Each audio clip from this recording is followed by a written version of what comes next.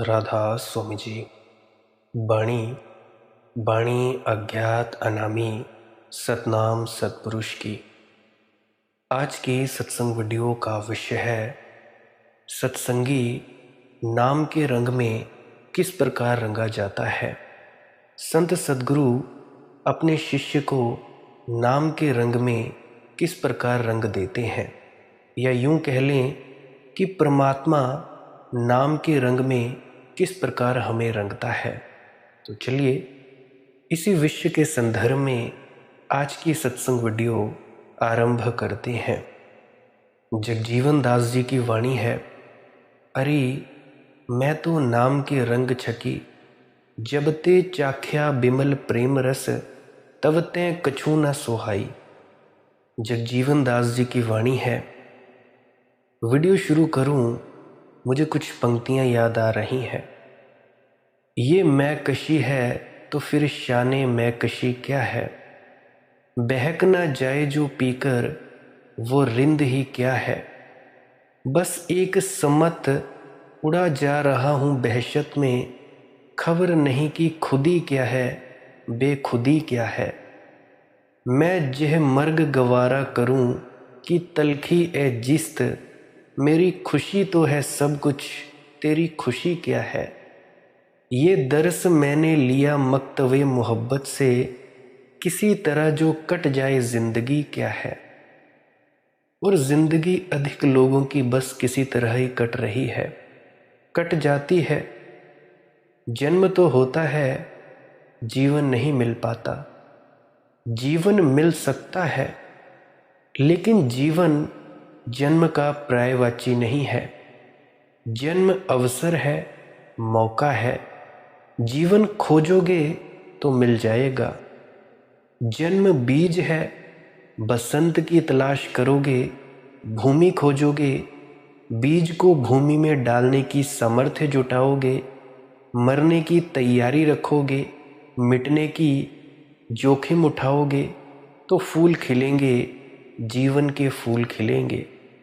नहीं तो जन्म और मृत्यु के बीच में लोग यूं ही जी लेते हैं, झूठा ही जी लेते हैं। जीवन जीने की कला किसी को आती नहीं, जीने का नाम ही रहता है, जीवन का कोई स्वाद नहीं मिल पाता। किसी से पूछो भैया कैसे हो, कहते हैं समय कट रहा है, वक्त को धक्का है। तो ये भी कोई जीवन हुआ। जीवन कोई स्वाद नहीं मिल पाता है आपको। जिसे जीवन का स्वाद मिल जाता है उसकी फिर मृत्यु नहीं है, क्योंकि जीवन की कैसी मृत्यु। जीवन शाश्वत है, जीवन अमृत है। जब तक तुम्हें मृत्यु का डर है, जाने रखना अभी जीवन का पता नहीं चला है। नाम के रंग में रंगने की तो बात ही और। जब तक मृत्यु सार्थक मालूम पड़ती हो, जब तक मृत्यु यथार्थ मालूम पड़ती हो, तब तक भूल मत जाना अभी जीवन की तलाश करनी है। जीवन के मिलते ही मृत्यु एक झूठ है। मृत्यु से बड़ा फिर कोई झूठ नहीं है। अभी तो मृत्यु से बड़ा सच कोई नहीं है। अभी तो इस तथाकथित जीवन में जन्म के बाद अगर कोई चीज़ निश्चित है तो सिर्फ मृत्यु निश्चित है, बाकी कुछ भी निश्चित नहीं है। और कुछ होगा या ना होगा, लेकिन मौत ज़रूर होगी। जो जन्मा है वह मरेगा। जैसे जन्म एक पहलू है उसी सिक्के का, जिसका दूसरा पहलू मृत्यु है। जन्म और मृत्यु के बीच में जीवन नहीं है। जीवन जन्म के पूर्व भी है और मृत्यु के पार भी है। जन्म और मृत्यु के बीच जीवन नहीं घटता। जीवन में जन्मना और मरने की घटनाएं घटती हैं, और ऐसी बहुत घटनाएं घट चुकी हैं। बहुत बार जन्मे हो, बहुत बार मरे हो, मगर जीवन से अभी पहचान नहीं हुई तुम्हारी। तुम सबकी जिंदगी से जीवन जीने की कोई पहचान नहीं हुई है, बार बार चूक गए हो। ये दर्स मैंने लिया मकतवे मोहब्बत से, प्रेम की पाठशाला में मैंने ये पाठ सीखा।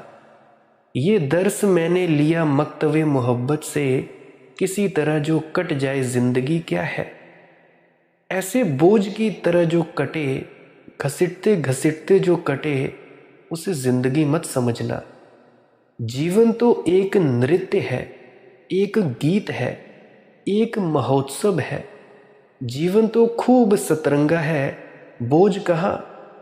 जीवन तो निर्भर है। जीवन के पास तो ऐसे पंख हैं कि सारा आकाश तुम्हारा हो जाए। जीवन ये जेल नहीं है जिसको तुमने जीवन समझा है। ये क्षुद्र छोटी छोटी घटनाओं में टूटने वाला, विखरने वाला जीवन, इसे जीवन समझ लिया जिसने, वह चूक गया। उस व्यक्ति को ही मैं अधार्मिक कहता हूँ जो इस क्षुद्र जीवन को जीवन समझ लेता है और इस क्षुद्र से इतना भर जाता है कि विराट को देखने की ना तो अभीप्सा पैदा होती, ना अवकाश मिलता। जो इस कूड़े कचरे से, धन पद प्रतिष्ठा अहंकार, इससे ही इतना भर जाता है कि जिसके भीतर जगह ही नहीं होती कि परमात्मा अगर अतिथि होना चाहे तो हो सके।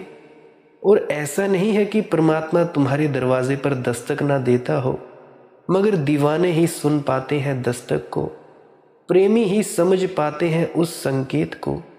धर्म मस्त होने की कला है, अलमस्त होने की कला है। धर्म का उदासी से कोई भी संबंध नहीं है। इसलिए तुम्हारे मंदिरों मस्जिदों में, तुम्हारे आश्रमों में अगर उदास लोग बैठे हों तो समझ लेना कि वहाँ अभी धर्म की कोई किरण नहीं उतरी। ये तुम्हारे उदास आश्रम मरघट हैं। यह जीवन का कोई नृत्य नहीं हो रहा है। परमात्मा को पहचानना हो तो फूलों में खोजो, वहाँ नृत्य है।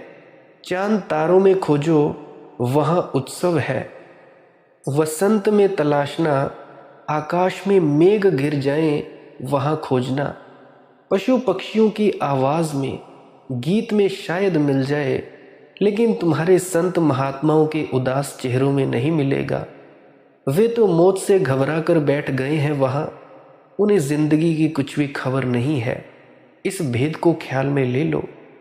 मौत से घबराकर जो धार्मिक होता है वह धार्मिक नहीं है, धर्म का धोखा है। वैसा ही जैसा हम खेत में नकली आदमी खड़ा कर देते हैं घास फूस का, फिर चाहे तुम उसे चूड़ीदार पजामा पहना दो, अचकन पहना दो, जवाहर बंडी लगा दो, गांधी टोपी लगा दो, इससे क्या होता है। चूड़ीदार पजामे के भीतर सिर्फ घास फूस है और सिर कहाँ है वहाँ। हंडी लगा देते हैं, हंडी पर गांधी टोपी रख दी, लेकिन पशु पक्षियों को डराने के काम आ जाता है। यह खेत का झूठा आदमी भी कुछ काम आ जाता है। बस ऐसे ही तुम भी कुछ काम आ रहे हो और मौत से घबरा जाओगे, और मौत से घबराना ही होगा क्योंकि मौत आ ही रही है। झूठा धार्मिक आदमी घास फूस का होता है, मौत से घबरा कर ही जाता है। उसके धर्म का आधार डर होता है, भीरुता होती है। दुनिया की सभी भाषाओं में ऐसे शब्द हैं। धार्मिक आदमी को कहते हैं धर्म भीरु या ईश्वर भीरु, गॉड फियरिंग। धार्मिक व्यक्ति और ईश्वर भीरु। ईश्वर से डरेगा धार्मिक आदमी तो फिर ईश्वर के गले कौन लगेगा। धार्मिक आदमी और ईश्वर से डरेगा तो फिर ईश्वर से प्रेम कौन करेगा। और जहाँ प्रेम है वहाँ डर कैसा, और जहाँ डर है वहाँ प्रेम कैसे हो सकेगा। इसीलिए मैं तुमसे कहता हूँ, धार्मिक आदमी ईश्वर से डरता नहीं है। सिर्फ धार्मिक आदमी ही ईश्वर से नहीं डरता, अधार्मिक होते हैं भयभीत। अधार्मिक को भयभीत होने का कारण है क्योंकि अधार्मिक का ईश्वर भय से ही निर्मित है।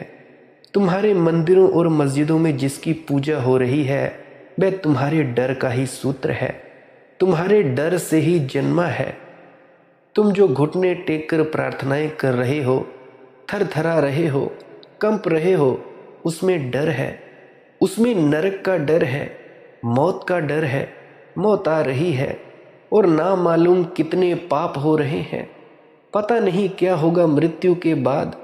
समझा लो परमात्मा को, फुसला लो परमात्मा को, खुशामद कर लो उसकी। तुम्हारी प्रार्थनाएं, तुम्हारी स्मृतियां, तुम्हारी रिश्वत से ज़्यादा नहीं है। इसीलिए जितने दुनिया में तथाकथित धार्मिक देश हैं वहाँ खूब रिश्वत चलती है, उनके प्राणों में रिश्वत वसी है। भारत से लोग रिश्वत हटाना चाहते हैं, हटेगी नहीं। जब तक भारत की धार्मिक मनोदशा नहीं बदलती, यह देश हजारों साल से परमात्मा को रिश्वत देता रहा है। एक नारियल चढ़ा आया, सड़ा नारियल, क्योंकि परमात्मा को कोई ठीक ठीक नारियल नहीं चढ़ता। परमात्मा को चढ़ाने के लिए अलग ही नारियल बाजार में बिकते हैं, बिल्कुल सड़े हुए। अक्सर तो परमात्मा के मंदिर के सामने ही नारियल की दुकान होती है। वे ही नारियल बार बार चढ़ते रहे हैं, हजारों बार चढ़ चुके हैं। तुम चढ़ा आते हो, पुजारी फिर रात को बेच देता है, सुबह फिर चढ़ने शुरू हो जाते हैं। तुम नारियल चढ़ाकर परमात्मा को कुछ मांगने जाते हो। तुम कहते हो बेटे की नौकरी लगवा देना, कि पत्नी बीमार है, ये रहा नारियल, ये रहे 10 रुपए, ये रहे चने। ये देश रिश्वत देता रहा है परमात्मा को। रिश्वत इसके प्राणों में भर गई है। रिश्वत बड़ी धार्मिक प्रक्रिया है, बड़ी प्राचीन परंपरा है। इसीलिए इस देश को रिश्वत से छुड़ाना बहुत मुश्किल है। जब परमात्मा तक नारियल से मान जाता है तो आदमी की क्या बिसात। फिर लेकर पुलिस वाले से और प्रधानमंत्री तक सब नारियल से मान जाते हैं। छोटे नारियल, बड़े नारियल, तरह तरह के नारियल। लेकिन जब परमात्मा तक मान जाता है तो फिर और किसकी क्या बिसात है। फिर डालियां सजाकर भेजो, और अगर सीधा कोई उपाय ना हो तो पीछे का कोई दरवाज़ा खोजो। अगर नेता सीधा रिश्वत ना लेता हो तो पत्नी के चरण दबाओ, बेटों की स्तुति करो, कोई उपाय खोजो, उपाय मिल जाएंगे। यहाँ लेने वाले के मन में भी रिश्वत की प्रतिष्ठा है और देने वाले के मन में भी रिश्वत की प्रतिष्ठा है। रिश्वत बड़ी धार्मिक प्रक्रिया है। तुम क्या करते हो? तुम कहते हो कि प्रभु का नाम ले लेते हैं रोज सुबह। ये क्या है? प्रभु के नाम लेने से क्या होगा? क्यों ले रहे हो नाम? क्या तुम ईश्वर को जानते हो, पहचानते हो? उससे कुछ मुलाकात हुई? अभी तो अपने से भी मुलाकात नहीं हुई, उससे क्या खाक मुलाकात होगी? अभी तो तुम्हें यह भी पता नहीं कि मैं कौन हूं। अभी तो मिलने वाले का भी पता नहीं है, तो तुम तलाश पर क्या निकलोगे? अभी तो खोजी भी अंधेरे में डूबा है, अभी खोज कैसे होगी? लेकिन इस अंधेरे में भयभीत कंप रहे हो, डर रहे हो। इसी डर से प्रार्थना भी करते हो, पूजा भी करते हो, मंदिर के पुजारी को भी रिश्वत देते हो। प्रार्थना, यज्ञ, हवन, अर्चना, आराधना, इन सबके भीतर तुम्हारा डर छिपा है। ख्याल रखना, डर से की गई प्रार्थना परमात्मा तक नहीं पहुंचती, और जो डर से प्रार्थना कर रहा है वह प्रार्थना कर ही नहीं रहा है। जो आदमी कह रहा है कि मेरी पत्नी बीमार है, उसे ठीक कर दो, इसको परमात्मा से क्या लेना देना है? इसकी पत्नी ठीक होनी चाहिए, इसका प्रयोजन साफ है। ये परमात्मा का भक्त है, तुम समझते हो? ये परमात्मा का भी शोषण करने गया है। ये परमात्मा से सेवा लेना चाहता है। ये परमात्मा का सेवक नहीं है। ये कहता है जरा मेरी सेवा करो, मेरी पत्नी बीमार है, उसको ठीक करो। और ध्यान रखना, अगर मेरी पत्नी ठीक ना हुई तो सब श्रद्धा उखड़ जाएगी, फिर मैं भरोसा ना कर सकूंगा। एक मौका और देता हूँ। मेरे पास लोग आकर कहते हैं कि अगर हम जो मांगे वह प्रार्थना में मिल जाए तो प्रमाण मिल जाए कि ईश्वर है, और अगर हमारी प्रार्थना पूरी ना हो तो उसके होने का प्रमाण क्या है? ना तुम्हें पता है अपना, ना उसका। हाँ, एक बात तुम्हें मालूम है कि ये जिंदगी जो तुमने बनाई है, रेत पर बनाया घर है, ये खिसक रही है, इसकी नींवें कंप रही हैं, मौत का झंझावात रोज करीब आ रहा है। ये बाल सफ़ेद होने लगे, ये पैर कंपने लगे, ये हाथ डोलने लगे, ये बुढ़ापा करीब आने लगा, मौत करीब आ रही है। कुछ इंतज़ाम कर ले, कुछ और सहारा दिखाई नहीं पड़ता। धन साथ जाएगा नहीं, पद साथ जाएगा नहीं, संगी साथी साथ जाएंगे नहीं। शास्त्र कहते हैं कि नाम सिमरन साथ जाएगा, तो चलो राम राम जप लें, 5 नाम जप लें, 4 नाम जप लें तो बैठे हो तुम माला फेर रहे हो, मगर डर से भरा हुआ हृदय आयोजन कर रहा है मृत्यु से बचने का। परमात्मा की तलाश, परमात्मा की खोज ऐसे नहीं होती, ऐसे परमात्मा के नाम का रंग नहीं चढ़ता। प्रेम से होती है परमात्मा की खोज, प्रेम ही उसका द्वार है, प्रेम के द्वारा ही रंग चढ़ने लगता है। प्रेम की मस्ती चाहिए तो उसके घूंघट खुल जाएं। ये मैकशी है तो फिर शाने मैकशी क्या है। अगर ये धर्म भीरुता, अगर ये ईश्वर से भय धर्म है तो फिर अधर्म क्या होगा। और ये उदास मुर्दों की तरह बैठे हुए लोग जिनको तुम साधु संत कहते हो, अगर ये धार्मिक हैं तो फिर अधार्मिक कौन है। ये मैकशी है तो फिर शाने मैकशी क्या है। अगर यह मस्ती है, अगर ये धर्म का रस है, ये धर्म पीने वालों के ढंग हैं, तो फिर उसके रस पीने का ना तो कोई गौरव रहा, ना कोई गरिमा रही। ये मैकशी है तो फिर शाने मैकशी क्या है। बहक ना जाए जो पीकर वो रिंद ही क्या है। और जो उसके प्रेम में बहक ना जाए, नाच ना उठे, भूल ना जाए लोक लाज, मान मर्यादा, बेखुद ना हो जाए, वह ना तो पियक्कड़ है और ना ही प्रार्थना करने वाला है। प्रार्थना शराब है। मेरे देखे जिसने जीवन में प्रार्थना नहीं जानी, अरदास करनी नहीं जानी, उसने जीवन की असली शराब नहीं जानी। वह ऐसा ही प्यासा आया और प्यासा गया। और जिसने प्रार्थना की शराब नहीं पी, वही और तरह की शराबें पीता है।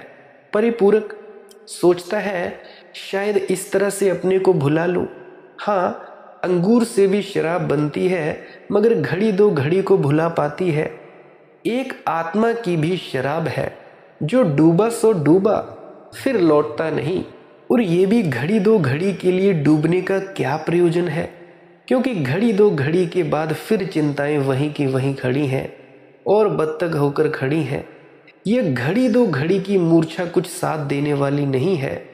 लेकिन एक बात तो साफ है, मनोवैज्ञानिक इस संबंध में राजी हैं कि आदमी ने शराब खोजी ध्यान की ही खोज में। ध्यान नहीं खोज पाए जो, वे शराबों में उलझ गए। शराब में उलझ जाने के पीछे आकांक्षा तो एक ही है कि किसी तरह बेखुद हो जाऊं। उस आकांक्षा को समझना। शराबी में भी आकांक्षा तो परमात्मा की ही खोज की चल रही है। और कभी कभी तो ऐसा होता है कि धन लोलुप में नहीं होती उतनी परमात्मा की खोज जितनी शराबी में होती है। पद लोलुप में नहीं होती, पद पिपासु में नहीं होती उतनी परमात्मा की खोज जितनी शराबी में होती है। शराबी क्या खोज रहा है? शराबी अपने से परेशान है, अपने को भूलना चाहता है। कोई उपाय चाहता है जहां अपने को भुला दे, कुछ उपाय चाहता है जहां थोड़ी देर के लिए ये अहंकार विस्मृत हो जाए। ये अहंकार भारी है, छिद रहा है भाले की तरह, घाव बन गया है। इसके साथ जीना मुश्किल होता जा रहा है। इसी मुश्किल को हल करने के लिए आदमी ने शराबें खोजी। अब तो और नए नए वैज्ञानिक उपाय खोजे हैं। LSD, मारिजुआना है और नई नई तरकीबें खोजी जा रही हैं, मगर ये सारी तरकीबें किसी काम की नहीं हैं। ये झूठी हैं, ये थोथी हैं, ये रासायनिक हैं, पूरी तरह से केमिकल्स हैं। ये शरीर को गला जाती हैं। इनसे थोड़ी देर के लिए भ्रम पैदा हो जाता है, बस भ्रम। फिर लौट आना पड़ता है असलियत के जगत में। वही चिंता, वही बेचैनी, वही उपद्रव, वही बाजार, वही शोरगुल। ये तो नींद जैसी बात है। थोड़ी देर के लिए नींद लग गई, राहत मिल गई, फिर वापस। और राहत महंगी है, क्योंकि शरीर को नुकसान पहुंचा है, मन को नुकसान पहुंचा है, आत्मा को नुकसान पहुंचा है। एक गलत आदत निर्मित होनी शुरू हुई जिससे छूटना मुश्किल हो जाएगा, रोज रोज मुश्किल हो जाएगा। ये तो जहर पीकर अमृत को धोखा देना है। लेकिन आकांक्षा तो ठीक है।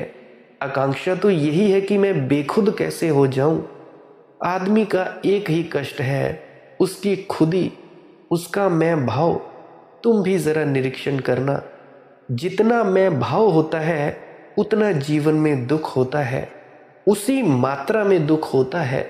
जितना मैं भाव कम होता है उतना ही जीवन में कम दुख होता है, और जहाँ मैं भाव बिल्कुल नहीं होता वहाँ आनंद के फूल खिल जाते हैं। आ गया बसंत, गीत गूंजने लगते हैं। जीवन एक नई पुलक और उमंग से भर जाता है। एक नया उत्साह, पैरों में घूंघर बंध जाते हैं, होंठों पर बांसुरी आ जाती है। धार्मिक व्यक्ति का लक्षण यही है कि वह उत्सव पूर्ण हो, हंसे गाए नाचे। ये मैकशी है तो फिर शाने मैकशी क्या है? बहक ना जाए जो पीकर वो रिंद ही क्या है? बस एक समत उड़ा जा रहा हूँ बहशत में, खबर नहीं कि खुदी क्या है, बेखुदी क्या है। ऐसी घड़ी आ जाए ना पता चले मैं, ना पता चले तू, जहाँ मैं भी गया तू भी गया, जहाँ खुदी तो गई ही गई। यह भी ख्याल पैदा नहीं होता कि बेखुदी आ गई।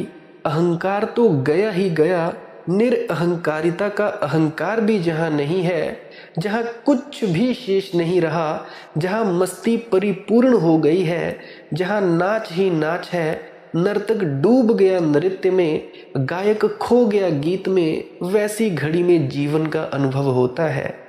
जीवन से पहली पहली बार संबंध जुड़ता है।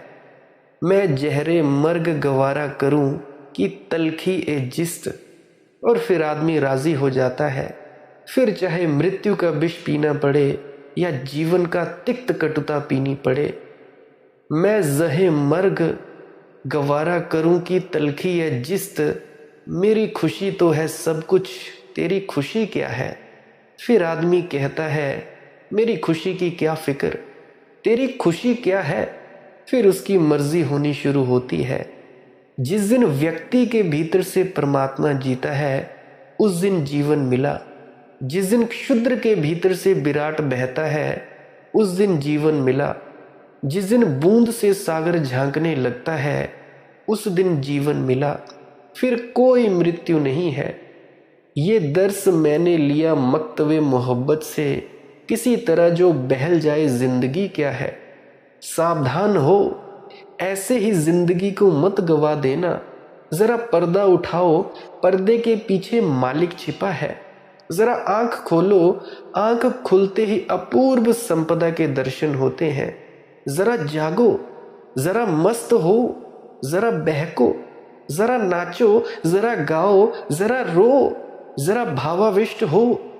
भावाविष्ट हो जाना ही भक्ति है। ये सब भाव की तरंगे हैं। जगजीवन जी के बड़े प्यारे सूत्र हैं। अरे मैं तो नाम के रंग छकी, यानी जिन्होंने जाना है उन्होंने ऐसा कहा है। जिन्होंने नहीं जाना वे तो धर्म के नाम पर बड़े उदास हो जाते हैं, जीते जी मुर्दा हो जाते हैं। इन्हीं मुर्दों से इस देश के आश्रम भरे पड़े हैं। इन्हीं मुर्दों के कारण ये पूरा देश भी मुर्दा हो गया है। इन मुर्दों ने इस देश को जीना नहीं सिखाया, आत्महत्या सिखाई है। इस देश के पास सब है, सिर्फ इस देश की आत्मा खो गई है।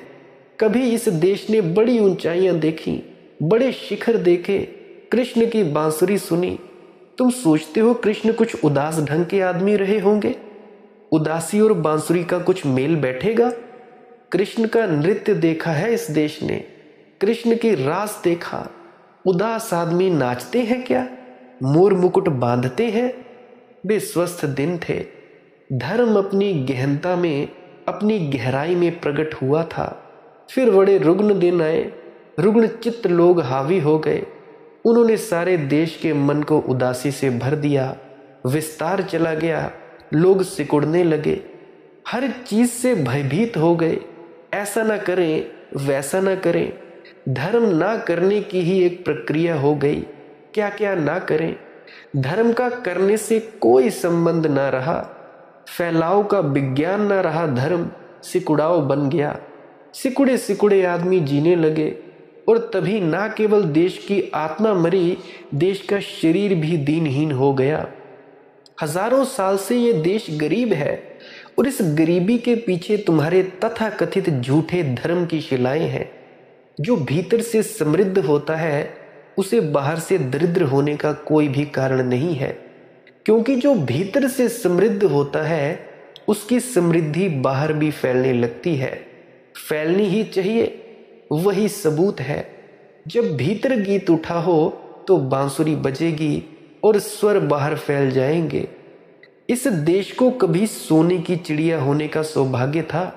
वे दिन थे जब इस देश ने धर्म जाना था, तब वेद सहज जन्मे थे, तब उपनिषद ऐसे पैदा हुए थे जैसे गीत कोई गाता है या पक्षी सुबह गुनगुनाते हैं।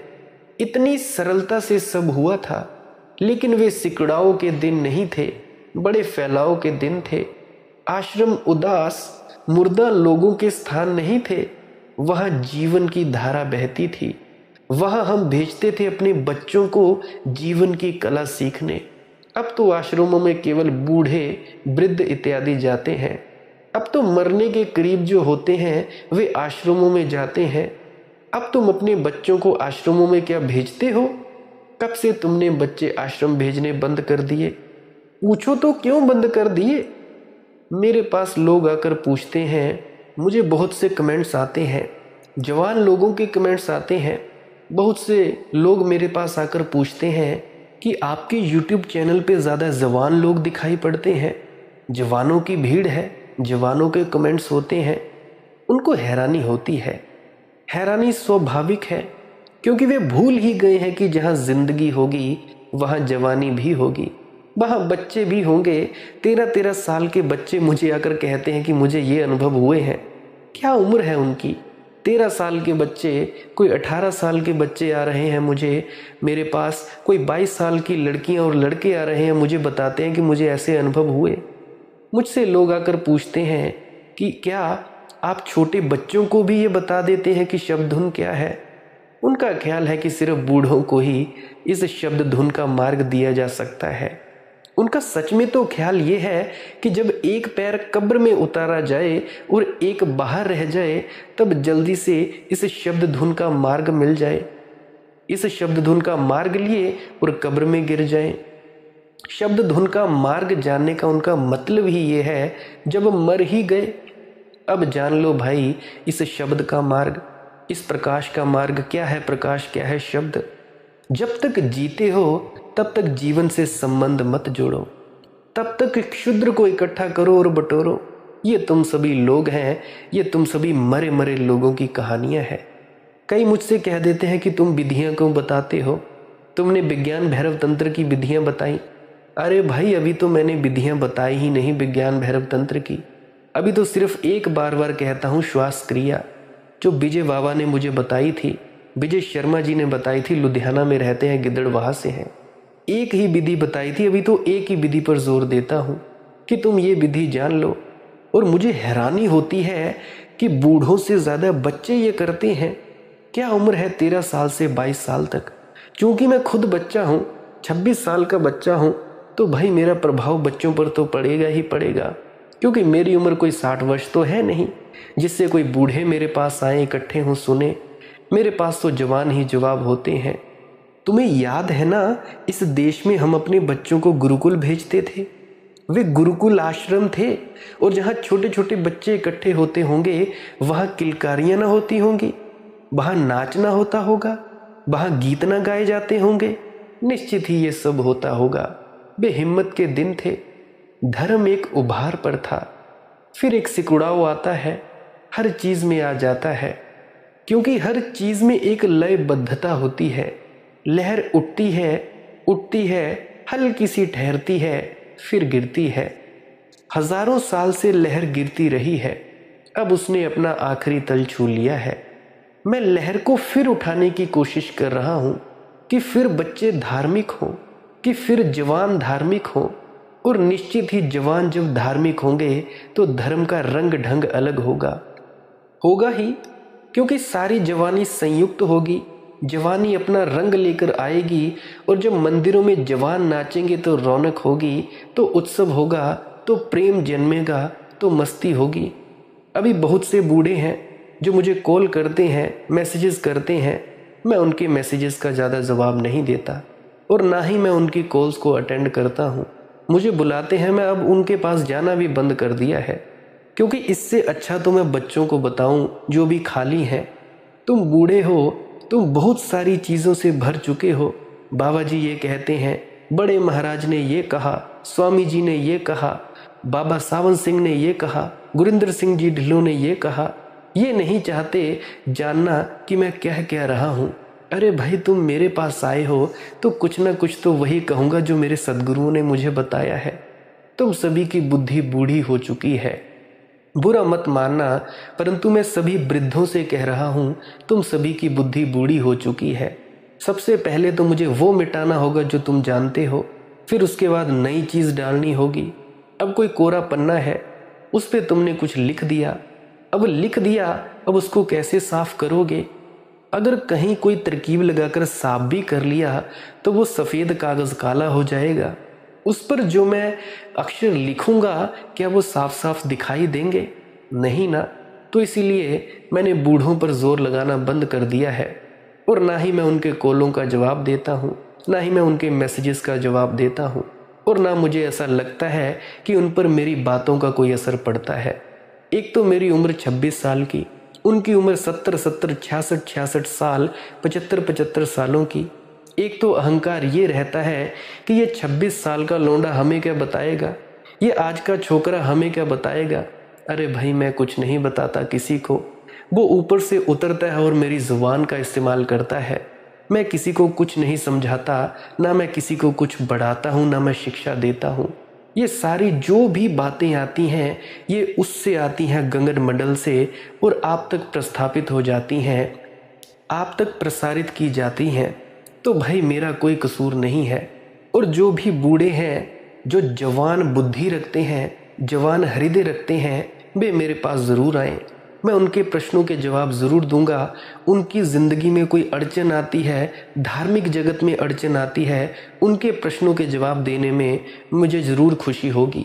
परंतु जो व्यक्ति बूढ़ा है, हृदय से बूढ़ा है, शक्ल तो बूढ़ी है ही, दिल भी बूढ़ा है, मुझे माफ़ करें, मैं उनको कुछ नहीं सिखा सकता।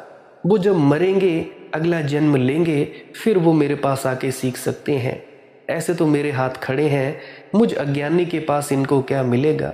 ये पहले से ही पढ़े लिखे हैं, पहले से ही आलम फाजिल हैं, पीएचडी लेवल तक जा चुके हैं।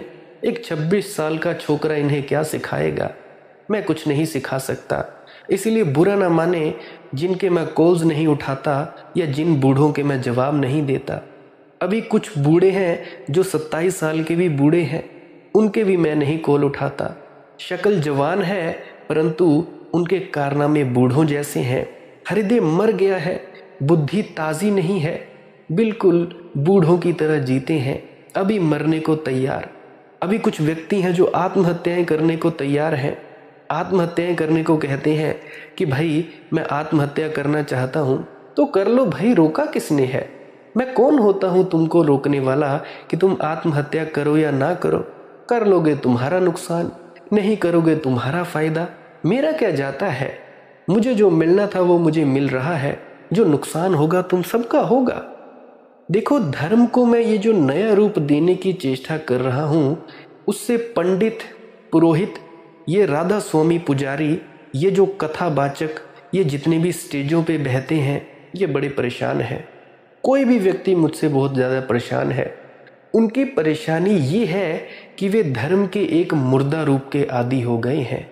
ये वे भूल ही गए हैं कि धर्म में भी सांस होनी चाहिए, हृदय धड़कना चाहिए। बुरा लग सकता है, बुरा मत मानना। उनका धर्म का जो अर्थ हो गया है वह लाश, मरघट और कब्र हो गया है।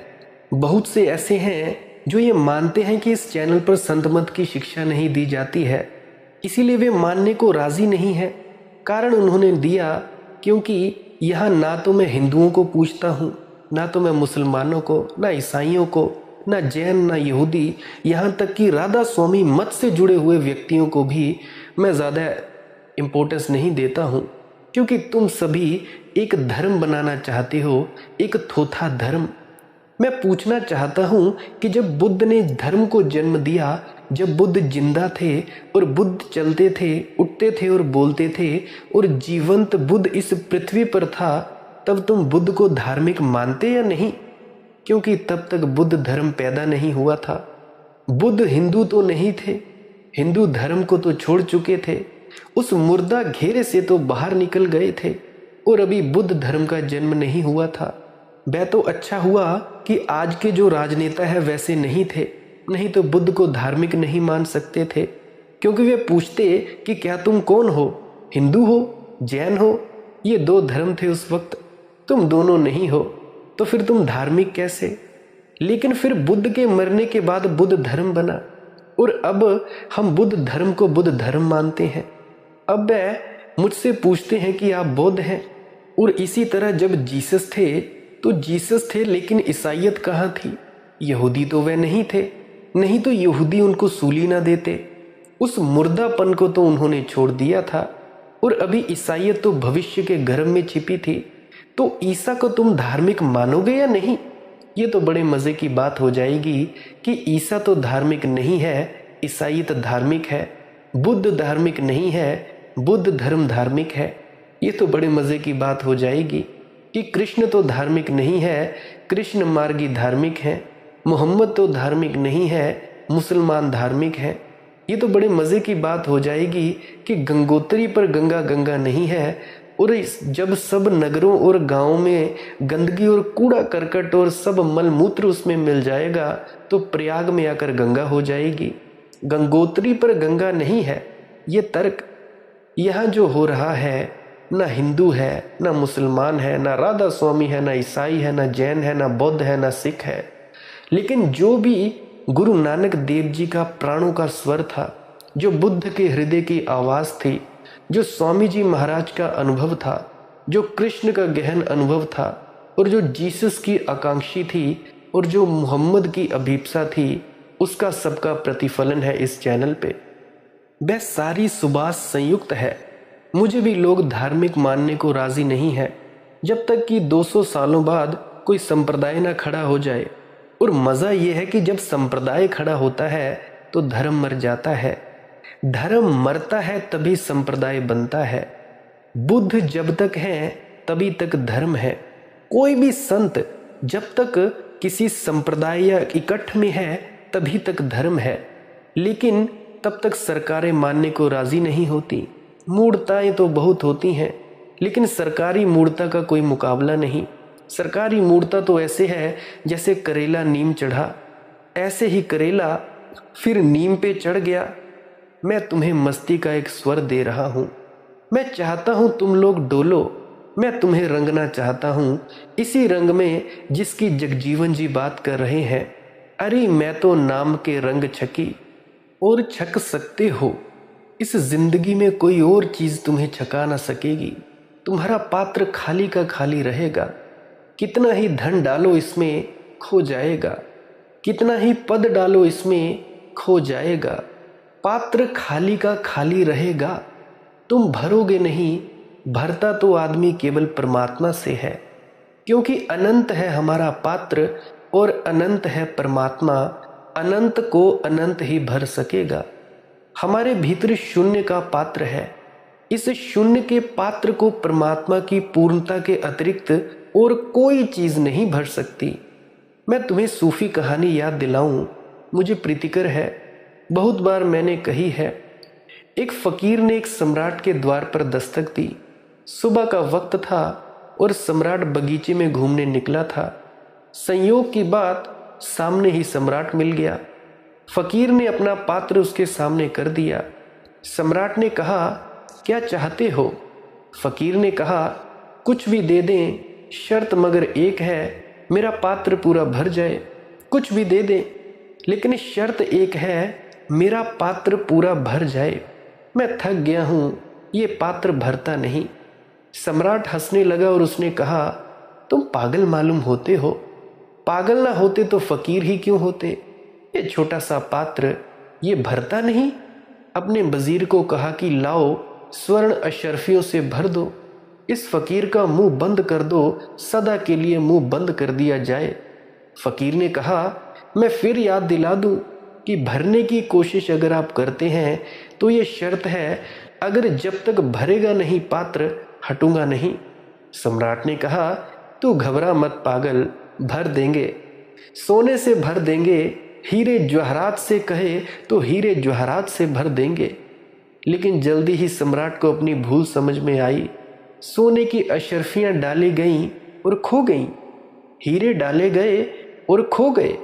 लेकिन सम्राट भी जिद्दी था और फिर फकीर से हार माने ये भी तो जंचता ना था। सारी राजधानी में खबर पहुंच गई, हजारों लोग इकट्ठा हुए और सम्राट अपना खजाना उलीचता गया और उलीचता गया और उसने कहा, आज दांव पर लग जाना है, सब डुबा दूंगा मगर इसका पात्र भरूंगा। सांझ सूरज ढलने लगा, सम्राट ने कभी खाली ना होने वाले खजाने खाली हो गए। पात्र नहीं भरा सो नहीं भरा। सोचते हो उस सम्राट की दयनीय दशा, मरते वक्त सभी सम्राटों की वही हो जाती है। गिर पड़ा फकीर के चरणों में आकर और कहा, मुझे माफ कर दो, मेरी अकड़ मिटा दी, अच्छा किया। मैं तो सोचता था अकूत खजाना है, ये तेरे छोटे से पात्र को भी ना भर पाया।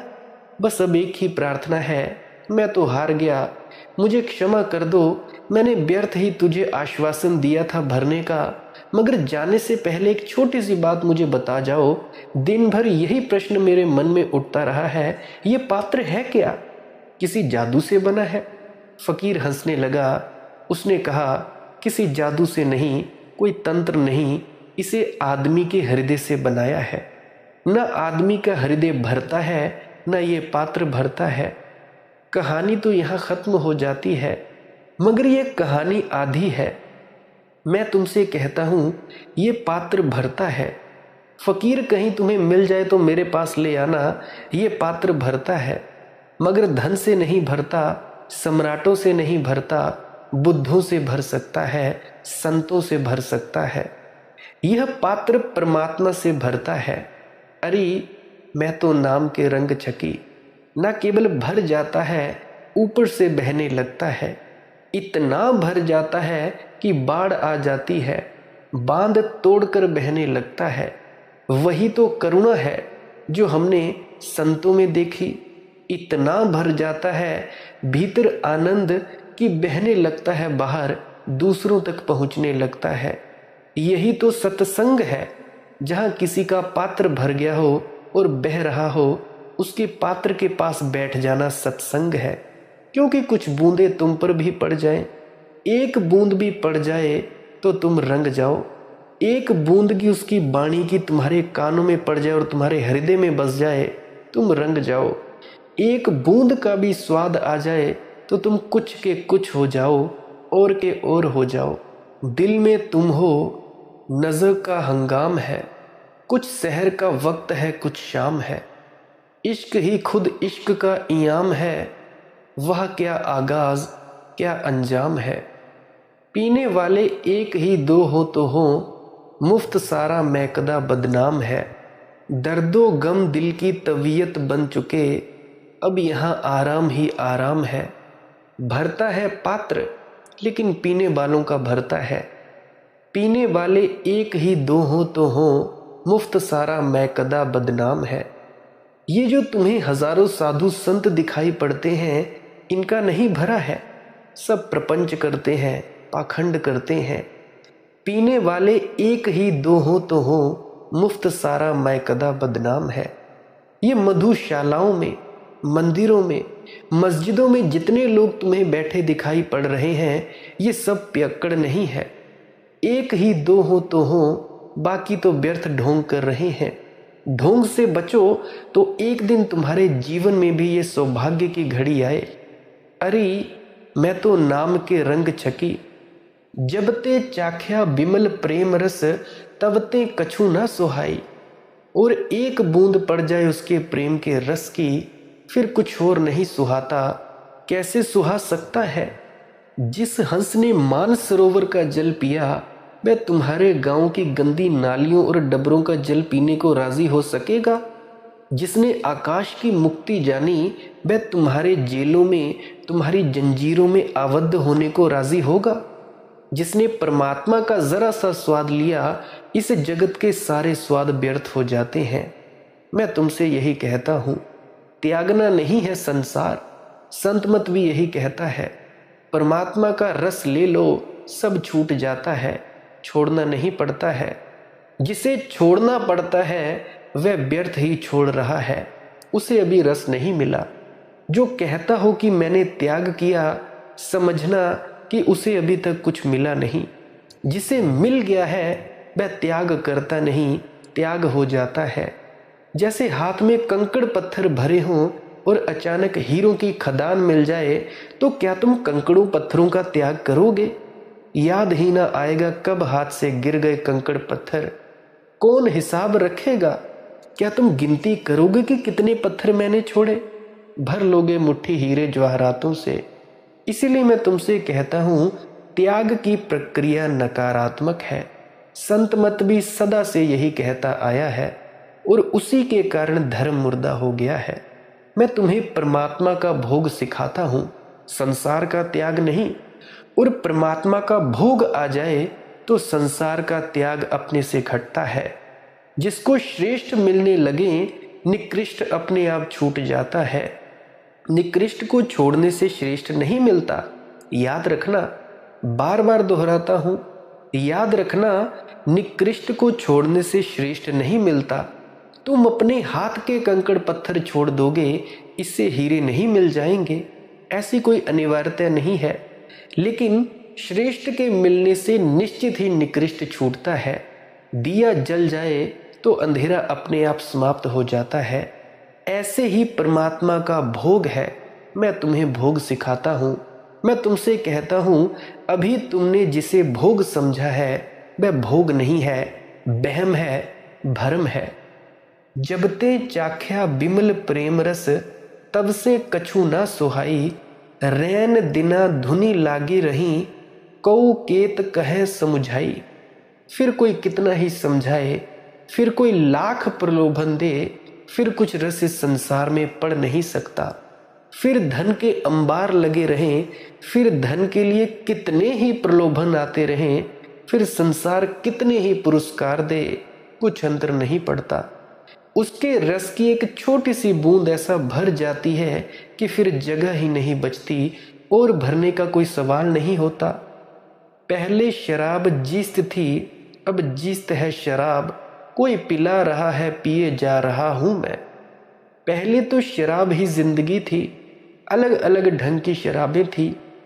इसीलिए तो हमने पद को भी शराब कहा है। पद मद। राजनीति एक शराब है, भयंकर शराब है। धन को भी कहा है धन मद। धन भी एक शराब है, जिसको पकड़ लेती है छोड़ती नहीं। दौड़ता ही रहता है आदमी जिंदगी भर, और अंत नहीं आता है। तरह तरह की शराबें हैं। अभी कुछ दिनों पहले एक व्यक्ति ने मुझे कॉल किया। कहने लगे, पहले तो मैं ज़्यादा कमाता था, अब मेरी कमाई ज़रा कम हो गई है। मैंने पूछा, पहले कितना कमाते थे? कहने लगे, एक महीने में मेरा सर्कल कोई 1-1.5 करोड़ से 2-3 करोड़ तक घूमता था। मैं बड़ा हैरान हुआ। मैंने पूछा, और अब? कहने लगे 20-25 लाख या शायद 60 लाख। मुझे खास याद नहीं है आंकड़े, परंतु उन्होंने इतना ही कहा। मैं बड़ा हैरान हुआ। एक मेरे और मित्र हैं, उनकी कमाई कितनी है तुम लोग हैरान हो जाओगे। मेरे ख्याल से 3-4 बच्चे हैं, एक पत्नी है और वे खुद हैं। और कमाते कितने हैं? शायद 300 से लेकर 600 रुपये दिहाड़ी एक दिन की। अगर मैं 500 रुपया लगा दूं तो महीने का 15,000 हुआ, या शायद 12,000 से लेकर 17,000 तक लगा लो। तो 12,000 से लेकर 17,000 तक वो अपने व्यक्ति अपने घर का गुजर बसर करता है। और एक है जो व्यक्ति कहता है कि मेरी कमाई कम हो गई है। मुझे बड़ी हैरानी हुई। ये जिंदगी है, ये धन की दौड़ है। और नाम दे देते हैं परिवार का कि परिवार में बच्चे ऐसे पालने हैं, ऐसा करना है, वैसा करना है। व्यक्ति दौड़ता ही रहता है धन की शराब में, करता है और भर जाए और भर जाए। ये 99 का चक्कर कभी समाप्त नहीं होता, एक हमेशा कम ही रहता है। तरह तरह की शराबें हैं। पहले शराब जीस्त थी, अब जीस्त है शराब। एक बार उसकी बूंद उतर जाए तो रूपांतरण होता है। पहले शराब ही जिंदगी थी, अब जिंदगी ही शराब हो जाती है। कोई पिला रहा है, पिए जा रहा हूं मैं, और उसके अज्ञात हाथ ढाले जाते हैं, ढाले चले जाते हैं। इसीलिए तो सूफी फकीर उसको साकी कहते हैं, अस्तित्व को मधुशाला कहते हैं, उसके रस को शराब कहते हैं। उमर खयाम का वही अर्थ नहीं है जो तुम उमर खयाम की किताब पढ़कर समझ लेते हो। उमर खयाम एक सूफी बुद्ध है, सूफी संत है। उमर खयाम कोई साधारण कवि नहीं है। अपमानजनक है ये बात कि शराब खानों के नाम लोगों ने रख लिए हैं उमर खयाम या रुवायात। शराब प्रतीक है। उमर खयाम एक पहुंचा हुआ फकीर है, उसके प्रतीक गलत समझ लिए गए हैं। रैनी दिना धुनी लागी रही, फिर सोते उठते जागते बैठते एक ही धुन लगी रहती है। उसकी ही याद बनी रहती है। उसकी याद का दिया भीतर जगमगाता रहता है। कोई केतो कहे समझाई, नाम प्याला घोंट के कछु और ना मोही चही। अब कुछ और चाहना नहीं है। उसे पी लिया जिसने, श्रेष्ठतम को जिसने चख लिया, फिर और सब चाह चली जाती है। जैसा वो चाहते हैं, जो कुछ वो चाहते हैं, आती हैं मेरे दिल से लब तक वही दुआएं। अब तो वे जो चाहते हैं, जैसा चाहते हैं वैसा हो रहा है। भक्त स्वयं नहीं जीता, परमात्मा को स्वयं के भीतर से जीने देता है। इसीलिए श्री कृष्ण ने अर्जुन से कहा है, छोड़ छाड़ और सब आ मेरी शरण, सर्वधर्मान परित्यज्य। छोड़ छाड़ सब धर्म, आ मेरी शरण, मामेकम शरणम ब्रज। मुझ एक की शरण आ जा। किस एक की बात कर रहे हैं श्री कृष्ण? उस एक की बात कर रहे हैं जिसको उपनिषदों ने कहा है वह तो एक है, लेकिन ज्ञानी अनेकों नामों से उसे पुकारते हैं। कृष्ण ये नहीं कह रहे हैं कि मुझ कृष्ण की शरण आ। कृष्ण ये कह रहे हैं कि मुझ एक की शरण आ। वह एक तो एक ही है, पलटू एक ही एक है। मेरे भीतर भी वही है, तेरे भीतर भी वही है। उस एक की शरण आ और छोड़ छाड़ सब धर्म। बड़ी धार्मिक बात समझा रहे हैं। सर्वधर्माण परित्यज्य, छोड़ सब धर्म इत्यादि। डुबकी मार ले, झुक जा। झुक जा यानी अहंकार छोड़ दे, फिर सब हो जाएगा। फिर सब चाहत मिट जाती है। जैसा वो चाहते हैं, जो कुछ वो चाहते हैं, आती हैं मेरे दिल से लब तक वही दुआएं। अब तो मैं प्रार्थना करता हूँ, ये भी कहना ठीक नहीं। वही जो प्रार्थना करवा लेते हैं मुझसे आती है, मेरे होंठों तक आती है। एक जामे आखिरी तो पीना है और साकी, अब दस्ते शौक कांपे या पांव लड़खड़ाएं। अब जो भी हो, अब तो पीना है। अब दस्ते शौक कांपे या पांव लड़खड़ाएं। फिर भक्त चिंता नहीं करता कि क्या परिणाम हो रहा है। लोग हंसते हैं कि लोग पागल समझते हैं। मीरा को लोगों ने पागल समझा, चैतन्य को लोगों ने पागल समझा। मेरे पास तुम आ जाते हो इस चैनल पर, तुमको भी लोग पागल समझेंगे। एक जामे आखिरी तो पीना है और साकी, अब दस्ते शोक कांपे या पांव लड़खड़ाएं। जब डोर लागी नाम की, तब कह के कान रही। और जिसकी भी डोर उससे जुड़ गई, उसकी लोकलाज कब रही, उसकी मर्यादाएं कब रही। उसे तो पागल सदा ही समझा गया है, उसे तो बावला समझा गया है। तब कह के कानी रही, फिर कोई प्रतिष्ठा नहीं रह जाती इस तथाकथित दुनिया में। ध्यान रखना, दुनिया ने सदा वास्तविक धार्मिक आदमी की निंदा की है, सूली दी है, पत्थर मारे हैं, अपमान किया है उसका, और इस दुनिया के झूठे धार्मिक लोगों की बड़ी पूजा की है। ये क्यों किया है, इसके बारे में चर्चा मैं कल की सत्संग वीडियो में करूँगा। आज के लिए मैं बहुत बोल चुका हूँ। भजन सिमरन किया करें और श्वास क्रिया किया करें जो बताया करता हूँ। भजन सिमरन क्या है, जो तुम्हें नामदान के वक्त बताया गया था। सिमरन है कुछ शब्दों का जाप करना ताकि एकाग्रता प्राप्त हो जाए। जब अंतस में एकाग्रता प्राप्त हो जाती है, फिर दूसरा कदम उठाना होता है शब्द धुन को सुनना और प्रकाश को देखना। सिमरन करते समय अपने सद्गुरु की शक्ल का ध्यान कर सकते हो। शक्ल को दोनों आंखों के बीच में रख सकते हो ताकि तुम्हारा ध्यान टिक जाए। और फिर जब ध्यान टिकने लगे, फिर उसके बाद दूसरा कदम शब्द धुन को सुनना और प्रकाश को देखना। शब्द धुन को सुनते वक्त और प्रकाश को देखते वक्त किसी का भी ध्यान नहीं होना चाहिए, कोई भी स्वरूप आंखों के सामने नहीं होना चाहिए। आंखों के सामने बस अंधेरा या सिर्फ प्रकाश ही दिखाई देना चाहिए। फिर तुमने लीन हो जाना है और ये तुम्हें वहां पहुंचा देगी जहां सचखंड है। सचखंड वसै निरंकार, जहां वो निराकार परमात्मा वसता है। अब दूसरी प्रक्रिया की तरफ आता हूं। ये प्रक्रिया है श्वास क्रिया। इसमें क्या करना है, सांसों को गिनना नहीं है, ना कोई ध्यान देना है। बस जैसे तुम साधारण सांस लेते हो, इसकी गहराई और लंबाई बढ़ा देनी है। नाक से सांस लेना है, लंबा सांस लेना है, फेफड़ा भर लेना है, पेट भर लेना है और मुंह से छोड़ देना है। बड़ा लंबा नाक से सांस लिया, फेफड़ा भर गया, पेट भर गया और उसके बाद मुंह से एकदम से छोड़ देना है। 15 से 20 मिनट तक रोज़ करें। अगर रोज़ करोगे, उसके बाद जैसे ही करके हटे, चुपचाप बैठे रहना है। जो होता है बस होने देना है, कोई चिंता नहीं लेनी है। वैसे ही बैठे रहें। शरीर कांपेगा, कांपने देना है। सर घूमेगा, घूमने देना है। दोनों आंखों के मध्य में ध्यान अपने आप ही चला जाएगा। इस प्रक्रिया को करने के बाद भी कानों में शब्द धुन की आवाज़ शुरू हो जाती है सुनाई देनी और आंखों के आगे प्रकाश दिखना शुरू हो जाता है। ध्यान दें, प्रेग्नेंट लेडीज़ इस प्रक्रिया को ना करें और जिनको दिल की बीमारी है और गले में सांस की बीमारी है, वो कुछ देर करके देखें। अगर थोड़ी दिक्कत परेशानी हो फिर इसको बंद कर दें। अगर ना हो फिर आप इसे चालू रख सकते हैं, जारी रख सकते हैं। बड़े धीरे धीरे, बड़े प्रेम से कर सकते हैं। ये ध्यान में रखने योग्य बातें हैं। किसी को नींद ना आती हो, डिप्रेशन में रहता हो, जिसका दिमाग पागलों जैसा हो गया हो, कुछ याद नहीं रहता हो और जिनके बच्चे डिप्रेशन में रहते हों, कमज़ोर हो पढ़ने में, वो सब कर सकते हैं। अगर इस प्रक्रिया को ध्यान के साथ जोड़ा जाए तो ये आध्यात्मिक मदद देती है।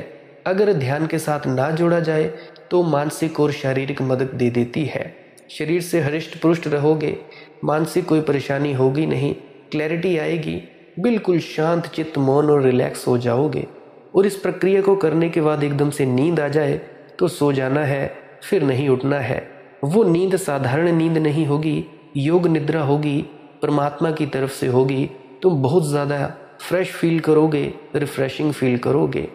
ये प्रक्रिया है, रोज़ किया करें। जो जो करोगे उसके लिए बढ़िया है। अगर आपका कोई प्रश्न है तो कमेंट सेक्शन में लिख सकते हैं।